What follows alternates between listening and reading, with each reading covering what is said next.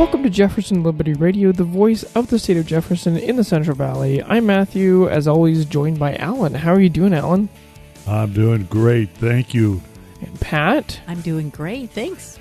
Do you want to tell me about our next meeting, Pat? Our next meeting will be at 6:30. The meetings from now on will begin at 6:30. I just want to make sure everybody knows that. The next meeting is November 14th. And that is going to be a meeting on how we're going to move forward with the state of Jefferson. How can you help? How can we help to bring things to fruition in 2019? That will be at the Grizzly Rock Cafe, once again at 6:30 p.m. See you there. Thank you so much, Pat. This episode of Jefferson Liberty Radio is sponsored by AL Certified Safe and Lock. AL's offers locksmithing services and alarm systems for a range of applications including burglary, fire, tamper, medical emergencies, and much more. AL's has been locally owned and managed in Modesto for nearly 70 years, and with thousands of loyal and satisfied customers, you can be sure AL's will meet and exceed your needs. For more information, call 1-800-700-4780 or go to alsalarm.com. That's ALSALARM.com. Thanks so much to AL Certified Safe and Lock for sponsoring our show. Well, folks, welcome again to the Jefferson Liberty Radio. We're going to do another wonderful podcast for you all. And this time we're going to really get into the nuts and bolts of the state of Jefferson. And fortunately, we have with us a real well-informed young man by the name of Win Carpenter. Welcome, Win. Thank you. Hi, Win. This is Pat. Hi, Pat. Yeah, well, Matthew can't say hello because his mic isn't working. We'll say hello. Isn't he the techie guy? He's the techie guy, but... his mic doesn't work, huh? And his mic doesn't work. Well, what does that say? Well, listen, Win. As a beginner here, how about giving us a little background on yourself? How in the world did you ever get involved with the State of Jefferson movement? I ask myself that daily. Actually, I was going back to going to the tea parties. I have two kids. One was actively participating in all the sports year-round, and so my wife would take one child to a sporting event, I would take the other, so that's how we split our time. Well, my oldest turned 16 and was able to drive himself. So once he became legal and had wheels, I could go back to the meetings. So that's how I got going back into it. And it happened in the summer of 2013 is when I started participating in the Tea Party meetings and events up here in Reading. And then at that same time is when Siskiyou County decided to write a declaration to separate from the state of California. And so we all started talking about that, and one thing led to another, and just started finding out what was going on, just learning everything we could about it, learning the historical facts of Jefferson, and then coming back into what's currently going on with Jefferson. Well, you've had a long run at this. Yep, been doing it since 2013, yes. Well, does that mean that you're getting a little anxious to get this thing going, or are you really being very patient? I'm being patient because we have to be. We have no choice. Absolutely. I agree with that 100%. That's right. Well, when you're not doing State of Jefferson planning and other activities, what sort of thing what are you busy doing outside of Jefferson? Well, outside of Jefferson, there's not a whole lot of outside of Jefferson for me because I happen to be the president of the State of Jefferson Formation 501c4 committee, and that's the part where it comes to the funding.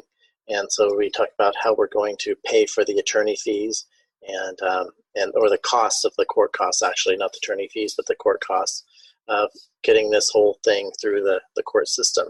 And so there's a board, and I am one of the board members.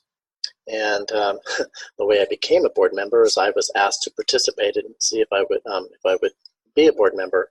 And I said, sure, I could do that. And I said, what else entailed? I was being naive, but I asked to see what was entailed and find out what I could contribute to it. And lo and behold, the same night that they were having a conference call for the formation of that, I happened to be at my son's basketball game. And when I got home so I missed that meeting. And I knew that, they knew that, I was going to miss it. And so when I got back home, I received a phone call from Terry saying, hey, congratulations, you're on the board. Oh, that's funny. Okay. Well, that was all well and good. But then he said, oh, by the way, you're the president. And I said, how does that work? You don't show up to a meeting because you miss it for a family commitment, and then you're put on the board. And then not only that, but then you're voted in as president. So that's how I unwittingly got the position. But you took on the responsibility, and we're grateful for that. Thank you so much. Oh, I'm blessed to be able to do that. So when you are so busy, I mean, thank you for all you do. I'm just enamored of what you have to do, and not having any other life outside of Jefferson. It's that's very commendable, and we owe you a lot. I do have life outside of Jefferson. Oh, you do?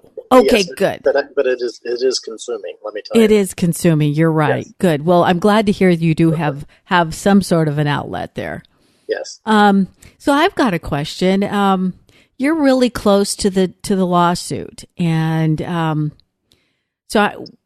can you give us an update, or can you tell us what you see happening next? Is what's going to be happening soon? I know that there's some things that we can't talk about, and I don't know what they are. I know you can't talk about them, but can you give us some insight as to where we're going now? Yes. Well, as everybody knows, that we filed a petition to ask the Supreme Court for a writ of mandamus, which is a request from the Supreme Court to tell the lower court, the federal court here in California, to essentially do their job, stop dragging their feet, and to act on this case. And we knew it was a long shot. We knew that going in, and we knew that we had to try. And also by doing it, it's part of our case now. So what it is that we filed a petition with the Supreme Court, and it was denied. Now, keeping in mind, the Supreme Court justices never saw the documentation, never saw the paperwork, because that's how the system works. But what happens is it goes to the clerks. The clerks decide what the justices are going to see, and they help decide what they're going to, not act on, but what they're going to see. And then the justices take that stuff that the documents that in the cases that the clerks put together for them, and then they work on those. So it truly is, the judiciary is pushing us back again. But that's okay, because it's part of our court case. Now we can add that into our hopper of all the information that we have. We knew that it was a long shot, so we didn't go backwards from where we were. We didn't go forward. We didn't go side to side. We are still exactly where we were before we filed this petition to the Supreme Court. We knew we were going to be delayed by the federal court here in California out of Sacramento, because the judge told us that back in, I believe it was April, when we were in court. And she told us that she had a very strong criminal case that she was working on, and it was going to be very lengthy and detailed. So all of her other cases are going to be pushed back, including us. So she did tell us that we may hear something in November. May means we may not. So that means that we probably won't hear anything until February is my guess, only because the way the whole process has been dealt with so far. So we just have to be patient, know that that's what's going to happen, and see what she does next. So we didn't lose any ground, but we didn't gain anything either. So we're okay. We're fine. It didn't cost us anything to file the writ of mandamus, other than just the attorneys writing the documents up and filing everything and processing it the way we needed to. I mean, we had to pay a little bit for the filing part of it, but it wasn't a huge amount So it wasn't thousands of dollars or anything like that. So we're good.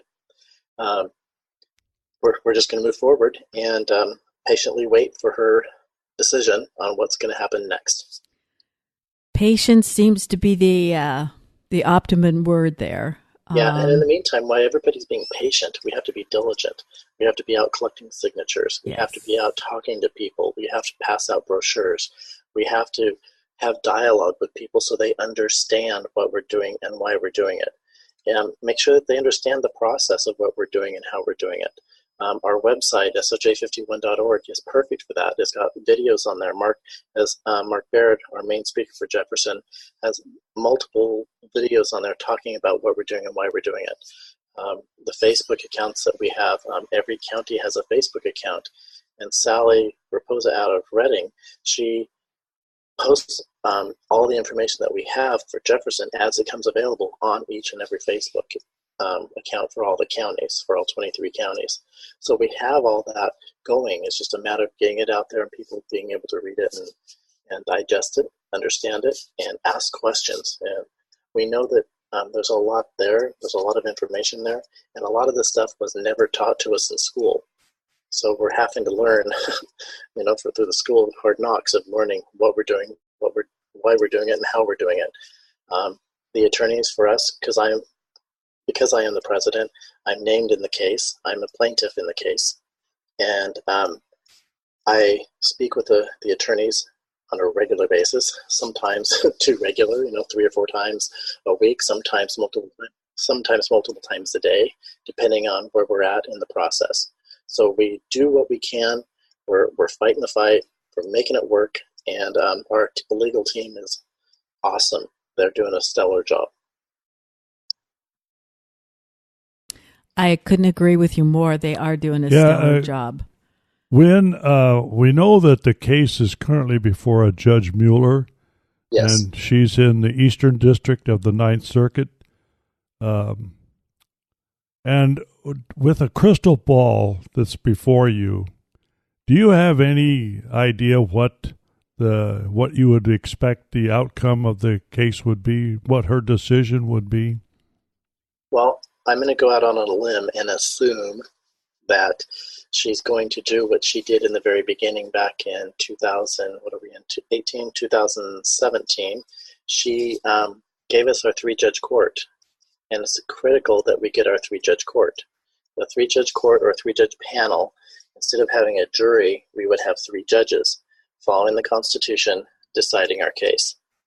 And so she gave that to us in August of 2017. And a couple days later, she rescinded it. We are the only case in the United States of any court in the land that has ever had a 3-judge court decision rescinded. Now, we told our attorneys, brought that up in our last court date, and she didn't like that. She didn't like being proven that our legal team is a little bit brighter than she thinks they are. She didn't like the fact that they brought that forward. They did because it's true and it's fact. So doesn't that make you wonder why they would rescind the decision, or why she rescinded the decision she made, which was the proper moral and ethical decision to make? Why did she rescind it? Does our case have merit? Absolutely. She's even said it multiple times through the different court dates that we've been there. The opposing attorney has even said that multiple times. So if the opposing attorney and the presiding judge both say it has merit, why are we still in this court case? Why aren't we moving forward with a 3-judge court? That's where we need to go, because once we get the 3-judge court, the decision, good, bad, or indifferent, with the 3-judge court, if they file in our favor, or let's say decide in our favor, California is going to appeal it. With that appeal, we automatically go to the Supreme Court. If the 3-judge court files against us, we appeal it, and we automatically go to the Supreme Court. Either way, with a 3-judge panel court that we would get, we go to the Supreme Court. That would be very important, certainly in our case. Now, as I understand, Judge Mueller could reject our case with prejudice or without prejudice. Could you explain for our listeners what with prejudice and versus without prejudice means in our case, in our court decision? Sure. With prejudice it's the final judgment. It means the case is over. The plaintiff is barred from filing any or another case on the same claim. So if we were to file another claim, it would have to be a totally different, unrelated claim. Without prejudice, the lawsuit can be filed again by the plaintiff, and we are the plaintiffs. So with prejudice, the judgment's a final judgment. Then it's over. Without prejudice, we can refile our claim. Well, I hope that if it does get rejected, it is without prejudice and that we can pursue it. And speaking of that, what kind of tactics do you see being played down the road, regardless of the decision? Are you talking about from the court or from us? Well, from us, from the group, the State of Jefferson. Or the Citizens for Fair Representation? Yes, exactly. Yes, it would be appeal. Yeah. So no matter what happens, there's going to be an appeal, whether it's going to be the opposing side or our side. No matter what happens, that's what's going to happen. But the thing is, we're not going to give up. We can't afford to. And the big thing is knowing that we have to have that 3-judge court. Now she can't dismiss our case, and she knows that. She's even said it, but she's dragging it out. She can do that. She's done that to us multiple times. She's changed court dates less than 24 hours before a court date. So we had hundreds of people, like on one of the court dates, a little over a year and a half ago, I guess, we were all going to show up in Sacramento, and within less than 24 hours, our court date was changed. Actually, it was dismissed, the court date itself, and we've never got that court date back for those issues. So what happened was, we're less than 24 hours. We're calling everybody in every county to tell their teams and everybody that they know, and putting it out on Facebook and emails and on the website and any way we can to let everybody know that the court date had been canceled. And it was a big pain in the neck. Let me tell you, it was tough because there had been buses chartered, which we had to pay for, and people were taking days off from work, which last minute changes doesn't always work for them. So they either did it without pay or they had to make changes with family and everything else. It was definitely inconvenient, and that was done by design. So we're not sure what's going to happen on the next go around. I mean, would we suffer the same consequence down the road? Entirely possible. Yeah, I believe that. Before we go any further, Win, I want to ask you to give a shameless plug for supporting our lawsuit. Can you tell folks how they could participate in supporting this effort? We take cash, credit card.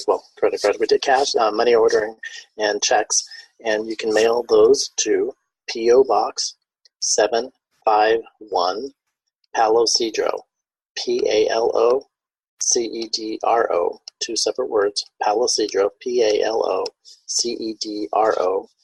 California, 96073. That's the mailing address for Jefferson. And so that's where we receive all of our communications and our donations. And how would they make their checks out? They can make it out to SOJ. To whom? If they want to do that. Or just State of Jefferson. Or Jefferson. I've had different versions of all of that and been able to get those to clear. If they want to do a write-off as a 501c4, we cannot do any write-offs as a 501c4. That's what we are. But if you want a write-off, you can make the checks out to Pecan, P-E-C-A-N. Again, P-E-C-A-N. And you can mail it to the same address, P.O. Box 751, Palo Cedro, 96073. And in Pecan, that is a 501c3. You are able to write that off. And we have an accountant for that agency to accept those checks. And what we do is we give the invoices that we receive from the legal teams to that agency. They write the check and pay the bill for us. But the donors, that's what they are, people that want to send money to Pecan are the donors. They can get that write-off as well. And so just make sure that your address and everything else is abundantly clear, and we can communicate back with you on that regarding the donations. And we typically like those donations to be at least $100 or more for the tax benefit. Okay.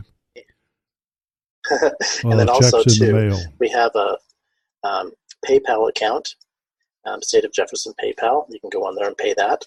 And then also a GoFundMe account. Now, both of those are listed, and all this information is listed on the State of Jefferson formation, SOJ51.org, SOJ51.org website page. And all the donation information is listed there.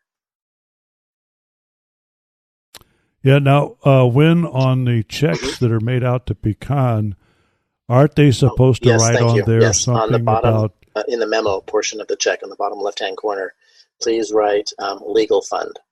That way they know what the money is going for. Because Pecan is a 501c3, they do other things, but we're able to work with them for this cause. And we've gone through Secretary of State and all the other agencies to make sure we're in compliance, and so we're good to go. But yes, on the check, on the memo, just write legal fund, or SOJ legal fund, if you will.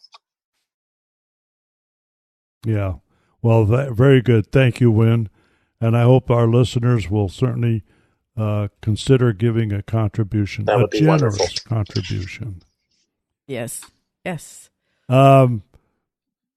Pursuing on a little different tangent here, listening to the Jefferson State of Mine broadcasts lately, Mark Barrett has been making a lot of comments about bringing a lawsuit regarding the Second Amendment.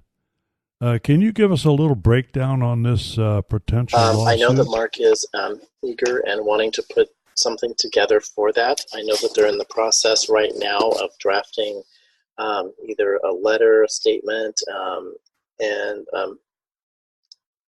accompanying letters and statements that each individual would be able to use. I know it's not done yet. As of last night, it wasn't. So maybe today they're finally doing the final work on it. But essentially, getting the Second Amendment being the amendment that protects all others. It's the right to protect all others. And so he's very passionate about it, as all of us are. He would be the best one to speak to about that. He can cite all the information, all the data, and all that good stuff about it. I don't want to speak out of turn and not say the right thing and leave something out, but I do know that information will be coming, and as soon as we have that, it'll be posted again on our Facebook accounts and so forth, and emails, and we'll let everybody know, and then you can get it out. And I would strongly encourage you to have Mark come onto your show as well, and he could tell you all about that. That is our plan. Thank you, Win. If you happen to be talking to Mark, you could whisper in his ear. He is gone a lot in his profession, and he's gone right now. He was home for a couple of weeks. We thought he was going to be home for the season, but I guess he left day before yesterday. So I know he's gone a lot, and what he does is very demanding. So he's going to. It'll take some time, but if he can get together with you at some point, I'm sure he'd be happy to do that. Okay, well, that would be much appreciated, Win. Now, since there's been so much talk of the Second Amendment lawsuit, is there any connection between that lawsuit and the lawsuit that we're pursuing? No, they're for two the separate state of animals. Jefferson? They're not linked in any way, but the second one definitely supports the first one. And the first case, with all the rights and everything else that we have on there, definitely supports the second as well. So, I mean, they're working together, but separately. Okay, well, that's good to know. I know that I personally have had a little question mark in the back of my mind. Why are we pursuing the Second Because Amendment so passionately? it's not a privilege, Obviously. it's a right. Whereas the CCWs or privileges are like a driver's license. You have a privilege of having a driver's license. Yep, you have I a agree. privilege of having a CCW. But the Second Amendment is not a privilege. It's a right. And that's the difference right there. Yeah, People need to understand the difference between the privilege and the right, because the That's it. privilege can be taken away from you at a moment's notice. The right can never be taken away from you. However, it's been altered here in California. And so the way the Constitution reads, they're supposed to follow the ultimate rule of the land, which is the Constitution, the federal Constitution, but they don't. And how do 31 plus other states all comply with open carry? And that's what we're looking at. California, you have to have a CCW if you're allowed to get one. Whereas all the other 31 other states have complete open carry. You don't have to ask anybody permission to do an open carry. If you're a felon, you're on a list, and then they know, so they keep their eye on you. But if you're not a felon, you're just Joe Citizen, Joe or Susie Citizen, you're out there. If you want to open carry, you may do so. It's your right. In California, we don't have that right. They've taken it away from us. And that's what this case Mark is working on, is working toward. All right, very good, Win. Thank you very much for explaining that carefully. I'd like to delve into some of the theory on the state of Jefferson, if you're able to render some opinions. But under a constitution created for the state of Jefferson, how would the counties be governed? Would they be an independent entity as opposed to a state-controlled entity? The way a lot of us see this is that they would be, I don't want to say business as usual, because in Jefferson it's going to get better. It's not going to be like it is in California. So they would operate as they currently do, but better and more efficient and with more accountability, knowing that they're not going to get a bailout from the state. Because we're not going to have 573 state agencies like we do in California. California has 570 plus or minus state agencies, the most in the whole nation. And it's absolutely ridiculous that we have that many state agencies. We're looking to have Jefferson operate with anywhere from 35 to 50 state agencies. And there are other states that do exactly that. So, we want to keep it lean and clean and efficient and put more of the responsibility on the counties. So the counties then would have more responsibility for dictating what agencies they would need. Certainly they would have to have an agency for education and for policing. And a lot of those things will be discussed in the Constitutional Convention. Some things will be in the Constitution and that are warranted to be in there. Others will not. That like in California, for instance, in the California Constitution, they talk about the color of the buses, school buses. Is that worthy of being in the Constitution? So things like Absolutely not. Things like that, No. we have to clean it up, make it nice and tidy and efficient, and make it very difficult to amend, because that's what's happened to California. Has been amended way too much for all these oddball things that they put in place. Yes, all you have to do is look at the size of the U.S. Constitution and compare it to the California Constitution, and Absolutely. your answer's right there.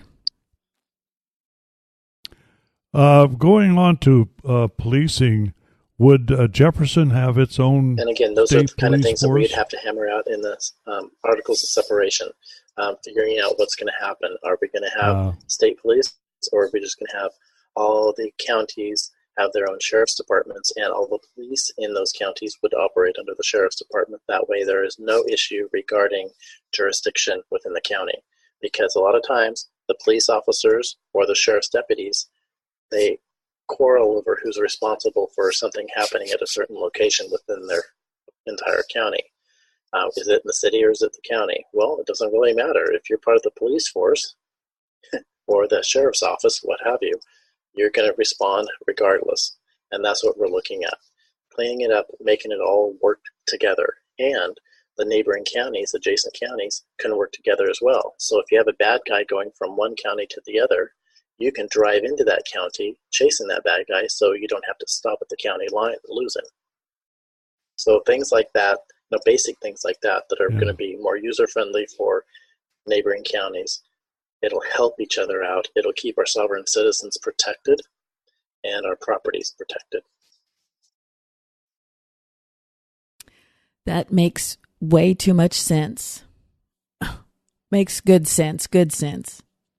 Win, do you think that counties, and I obviously, again, this is something that would be discussed in the Constitutional Convention, but do you think counties would continue to operate with a board of supervisors, or do you think that or see the potential for operating under a different kind of an arrangement? Well, at this point, I would think, and I don't know that for sure, but I would think that they would probably operate as is until we are a state, and then they can decide what they want to do within each county, or all the counties could come together and decide how they want to do that. Those are the kind of things that would have to be hammered out at a later date. We don't know. I mean, because if you change everything all at once, then you could have chaos. But we need to make sure that, whatever we do, it's going to be efficient, it's going to be right, proper, moral, and ethical. Yeah, that's very important. I remember a couple of years ago, I was doing a little bit of investigating about county charters. And the Stanislaus County, for instance, has a charter that requires it to be subservient to California. There are other counties, such as yours perhaps, or even I know Los Angeles County is operated under what they call a home charter, which gives the county a whole lot more freedom to respond. Considering that, would there be a requirement perhaps to have the counties rewrite their charters? Again, I would assume that would all be dealt with after the fact, or maybe even beforehand. If the respective individual counties want to do that, they most certainly could do that. They could go through the process of creating them, make them into a charter if they want to do that, or a chartered county, and even chartered cities within the chartered counties. So they could do that as well. There are benefits, pros and cons all the way around, so they could, hammer out the details and see where it goes. Man, that'd be great. I would certainly whisper in a few of our county board of supervisors' ears about changing the charter. I hate the idea of being responsible to the state of California. That's why we're doing this. I agree. Moving on a little bit into the business climate for the state of Jefferson. What do you see the business climate here would be like? Business friendly. We're looking at having no corporate income tax. That's what we're hoping. That's when we set up the budget in the beginning, back in 2014, I believe it was, when we first put that all together on the website. And the workable part of that, when you can go on our website and look at all that information and see what the counties have, who's in the black, who's in the red, why, all those kind of things.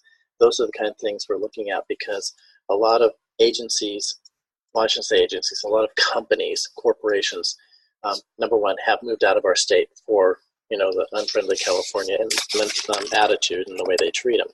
Jefferson's going to be a friendly, business-friendly state. So we assume and we know of companies that are waiting for this to happen so they can move back to Jefferson counties.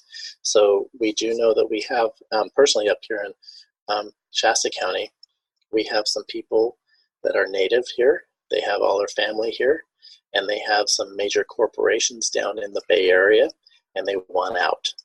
So they're just waiting for timing to come home. And we know that'll happen in a lot of different counties within the territory of Jefferson. Yeah, I can almost see the businesses moving over the hill to Stanislaus County because of its location. Yes. I could even see them moving into El Dorado County because of its proximity to the Bay Area. Mm-hmm. Do you think that the business environment would be more favorable to small businesses, or do you think there would be a lot of consideration of large businesses? I'm thinking of, something like a Google or a Facebook or something like that. I think it would be both, because business is business. If you have a business friendly state, it doesn't matter the size.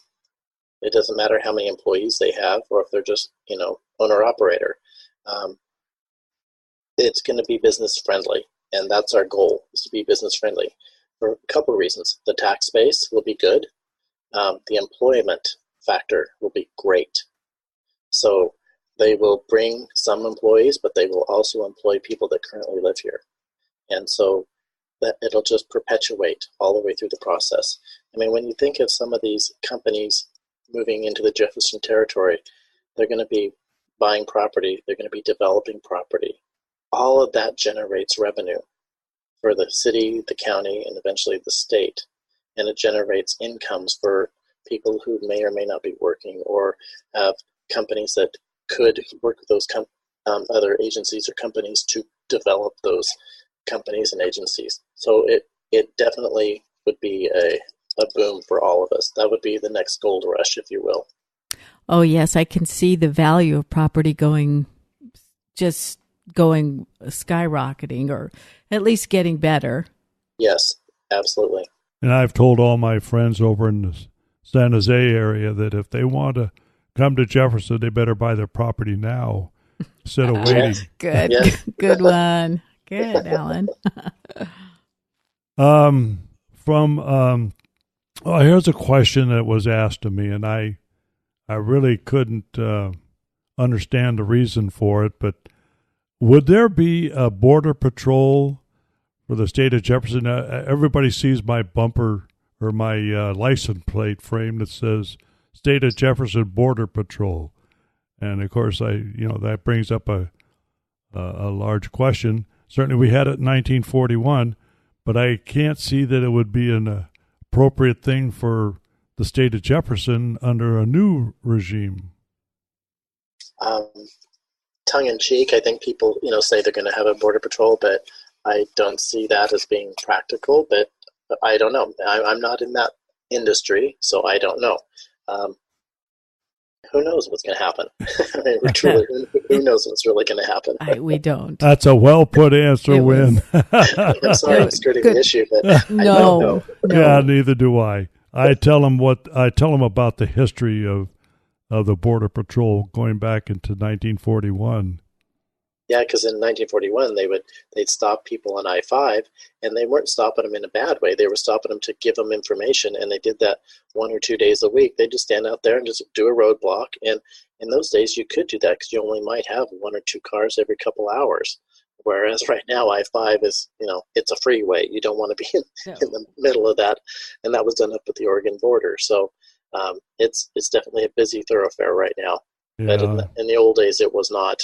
And it was easier to just, stop and talk to people for a bit, give them the brochure or a piece of paper or whatever, and just wish them well and on their way. Yeah, I remember seeing the pictures of it. Hey, Win, I have a question.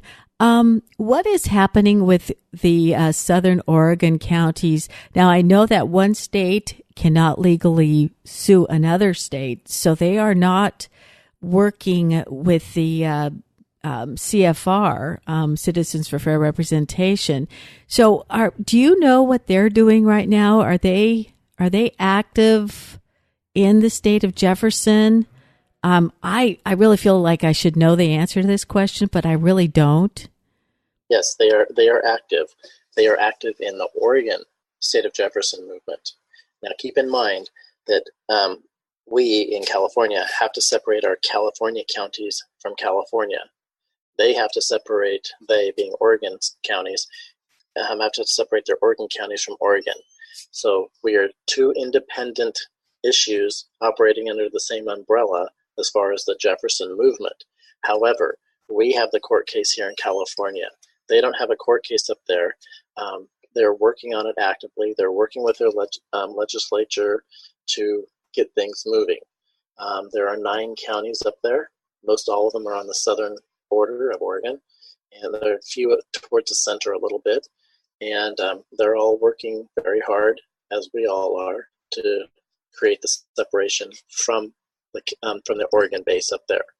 So what they're going to do is, what's going to happen essentially, so we separate from California, all of our 23 counties, we separate from California, we create the 51st state. Hypothetically, then they hypothetically separate from Oregon. Then they have the 52nd state. Now we have the 51st and 52nd states, independent, ready to go. Then what we can do is we can hold an election in both the 51st and 52nd state to see if we want to merge our 2 states. And whatever the vote outcome is, then we would do that. And then if we decide, depending on the election, we would do it or not. Thank you. That really clears it up for me. Thank you so much for that. Yeah, and I just made a tour up there through Oregon. I saw a lot of signs promoting the state of Jefferson. Well, and keep in mind too, the state of Washington is working right now to have the eastern side is called Liberty, and they have their representatives are working with them very closely to make that happen. So they're looking like from the I-5 corridor eastward would be the state of Liberty, I-5 corridor westward would be the remainder of Washington, and they have the same issues. They have Seattle and Tacoma and a couple of the other larger cities dictating what happens in eastern Washington, which is very rural. So they're having the same fight that we are, but they're going through it the proper way, and they actually have elected officials that are willing to work with them. And so that's what they're doing up there. Yes, I think they're getting there. It seems like they may be 51. We might have they might do it. They might beat us to the punch. We might be 52, but that will do. 52 right. Will do. 52 will do. That's good. That's good. Good logic. Yes. Listen, Win, one last question, and this has to do with our organization, and I'm sure other county organizations that have formed for the purpose of gathering signatures and support for the state of Jefferson. How can we get more people participating? Do you have any recommendations? And how can we get more businesses talking about the state of Jefferson or becoming involved? Well, regarding the businesses, I'll hit that one first. When you go into a business, ask them how they like being treated by California. What do they like about California? What's positive? I mean, is the tax base positive? Are all the fees and fines positive? What they have to do for California, is that all positive? If they have employees, good Lord, it's a hot mess. So find out if it's all positive. If it's not, find out what makes them tick. You have to have the dialogue to figure that out. You have to find out what really makes that business owner frustrated or tired of dealing with California, and have dialogue about those issues. Find out what's going on, and there's got to be a way to make it more business friendly. And that's what Jefferson's all about, is being more business friendly for all the businesses. That's why when we were talking about it earlier, when you just said corporations, no, it's not just corporations. It's all, even the mom and pop shops. It's the one owner operator businesses that we're looking at as far as being business friendly with as well. So those are the kind of things that we'd look at. What we do here in our county is we go to all the home shows, the sporting events, sports shows. We go to the fairs. We do all of our stuff, and we have our season, when it's busier than others. And then we also go out to some of the major retailers that allow us to stand out on their doorstop, if you will, and sidewalk, and collect signatures that way as well. And by collecting signatures, you're gaining support. And all those signature sheets are very important because at some point they're going to be used in our court case. So that's why it's really important that all counties get those, collect them, and hold on to them. And then also, you're passing out brochures and you're having dialogue with people. Just find out what makes them tick. Let them talk. And then offer information, offer a remedy. And that's what we do. And that's what we've learned up here is just having dialogue with people. They're frustrated, they're tired, they're angry, whatever. They're tired of spending money or sending money to the state or whatever. Find out what really makes them tick. And then once you find that out, then there's got to be a fix there that Jefferson can help with. And that's what we always do up here. Yeah, and as far as you're using the same techniques to get people involved in the committees. Right. Well, we have weekly meetings up here. We're able to do that. We're blessed. We have a weekly meeting. We have our Patriot meeting, and we have our Jefferson meeting prior to that. Anything Jefferson, we talk about it right before the meeting. At the unnamed church. At the unnamed church on Bonneview Road. Yeah, the pastor doesn't want us giving out the name of the church, which is fine. That's his choice. I think it's He's just allowed cute. to use it, but so we always say the unnamed church. So we talk about that. We talk about Jefferson, and then we roll over into our Patriot meeting, and we do whatever we're going to do with that. And a lot of us wear two hats. We're a part of the Patriots, and we also wear Jefferson hats. And we talk about everything Jefferson because myself and Terry and Sally Raposa are heavily involved, and we have a couple other people in our local group that are definitely involved with what's going on Jefferson-wide. So it helps that we have a real good core operating here, but you can have a good core anywhere, and that's the thing too. So we're teaching people what we do regularly so that they can teach other people what they were doing and also learning what we're doing. So we're constantly teaching each other so that we have more people that are in the know and understand what we're doing and why we're doing it. And then once you have skin in the game, which we all do because we live in the state of California, but once you have skin in the game, you understand what's going on, and you can always share that with other people. You don't have to have a big town hall to share information. Invite 5 people over, to your house, have a cup of coffee or barbecue or what have you, and talk Jefferson. And that works really well because then you're having a small, intimate group. People are more apt to ask the questions they really want answered, and they're able to get that information. And then once they get it, they have those aha moments. And then once they get it, they become passionate about what's going on. I've seen it happen over and over again, and it's amazing to watch it happen. Well, one of the things that we've noticed, and I'm sorry, Pat, if That's I'm okay. No problem. taking over here, but we've had a lot of people come through our meetings, express some real interest in the State of Jefferson movement, but then after a few meetings, they're gone and they won't come back. Is that a problem that you see happening up there as well? Not so much. I don't know. I have not been to one of your meetings, so I'm not sure, what's going on. But find out, again, you have to make sure that you include people because a lot of times some people just come and kick the tires and they walk away.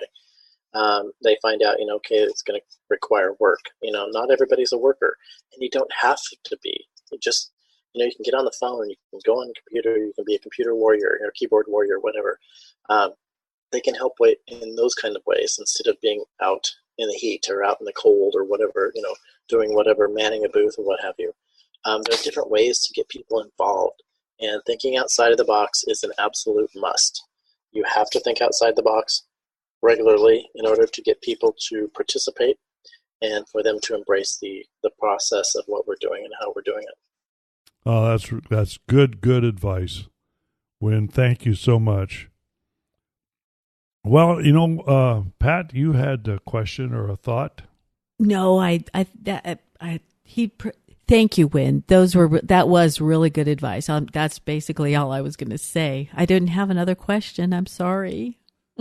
Do you have any other comments, Win, that you'd like to pass on? You're such a wise individual. We just enjoy this opportunity to tap into it. Yeah, no, I'm not a wise individual. Believe me, I'm not. I've learned by doing, just putting myself out there and, just offering to help where I can. I volunteer because that's what I like to do. And I help wherever I can, when I can. If it's setting up a table or, handing out brochures or making copies, of doing, over flyers or whatever. I do what I can when I can.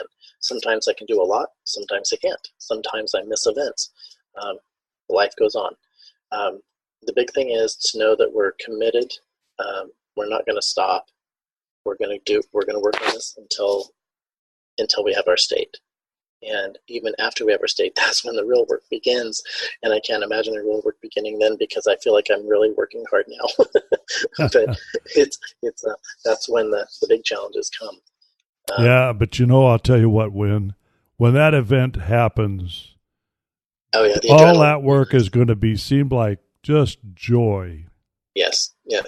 Well, and that's the thing too. People, they can't believe or don't understand or don't think about what we're doing. They just can't some people just can't wrap their head around, like, why would you do that? Well, because it's liberty. And well, what's liberty? That's the thing. Our society has been, and please don't take it the wrong way, but we've been dumbed down so much because we haven't learned about the Constitution. We haven't learned about our rights. And if we don't know what they are, how do we protect them? If we don't know what they are, how do we fight for them? If we don't know what they are, how do we pass them on to our children? And so those are the kind of things that I always am trying to do, is instill in myself so that I can be a good example for my kids. I have a college senior and I have a high school junior. And I'm working diligently to make sure that I pass that on to them so that they understand the importance of what we're doing, why we're doing it, and how we're doing it. They don't need to know all the details behind the scenes, but the overall picture of why we're doing it. They have copies of the Constitution. They can read those day in and day out to understand what the rights are and why we have them. Our founders were brilliant men. They knew so much, but they were all very well read. They gave us a gift that nobody could ever have thought of. I mean, truly, in this day and age, would anybody in this day and age think of what they did? Absolutely not. They were all well-read men. They knew what they were doing, even though there were times when they were fighting like crazy amongst themselves. They were truly fighting fisticuffs, hitting each other with walking sticks. I mean, you name it, it was happening. They were drawing guns on each other. I mean, it was ugly. But do you know what? Sometimes liberty is ugly and freedom is ugly, but you have to fight for it, because if you don't, then you're going to be a slave to whoever your master ends up being. And right now, for us as sovereign citizens in the state of California, California is the master. And we so are the well slaves. Put. We are the slaves. We are the slaves. Amen. Well, Win, I tell you, thank you so much for your participation. This is a real impressive podcast that you've helped us put together, and I can't thank you enough for being a guest on our show. Thank you, Win. I was happy to do it. I appreciate the time, effort, and energy that you guys are putting into doing this, because I know it's not easy. I've been doing a radio show every Sunday morning for, I think it's been 4 years now, every Sunday morning. And please say KCNR 1460? KCNR 1460 AM. Yes. AM. Sundays at 9 a.m., 9 to 10 a.m. But you can also get it on the podcast. It's not truly a podcast, but it's you can go to the website, kcnr1460.com, and go to the Sunday lineup, and then you can listen to the shows archived. They're all archived, exactly. We're working towards hopefully being able to do a podcast with those on more of a user-friendly database, if you will, so that people can get to it, via their phones or whatever. But we have shows going back, I think they're on there for a couple of years, but we always have great call-ins, people calling in asking questions. We also have Mark Baird calling in. We have our attorneys calling in. We have other people calling in and sharing their wisdom and information with us so that we can share that with all of our listeners. And Terry and I've been doing it. Well, I've been doing it for 4 years. Terry's been doing it for 2 or 3 now with me, and he's got the perfect voice for radio. I have the perfect face. He has the perfect voice. Oh, you guys are both good. You guys are great together. That's right. And Well, I'm an avid listener. Thank you. I can sing along with the song every Sunday morning. There you go. Jefferson State of Mine.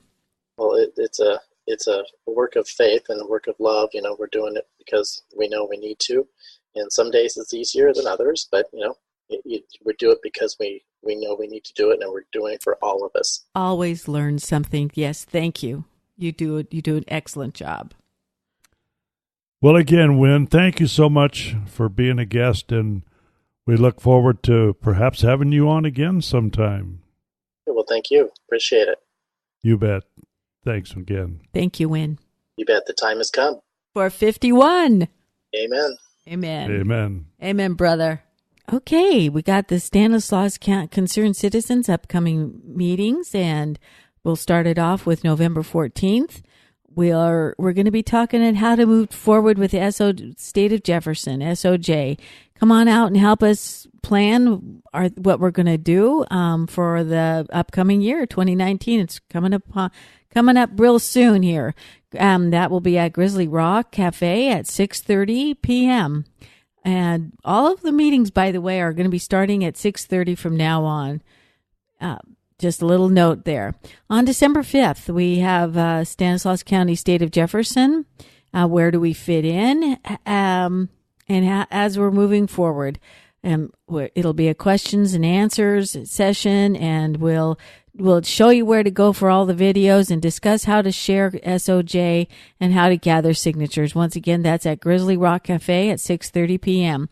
On December 12th, State of Jefferson update at 6:30, and we're going to have Jake Wagner, who is a former MID board member and a local farmer. He will speak on all the water issues, and he is one knowledgeable guy. You will not want to miss that.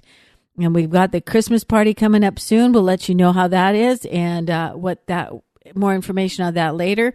And that's it for now. Thanks, Pat.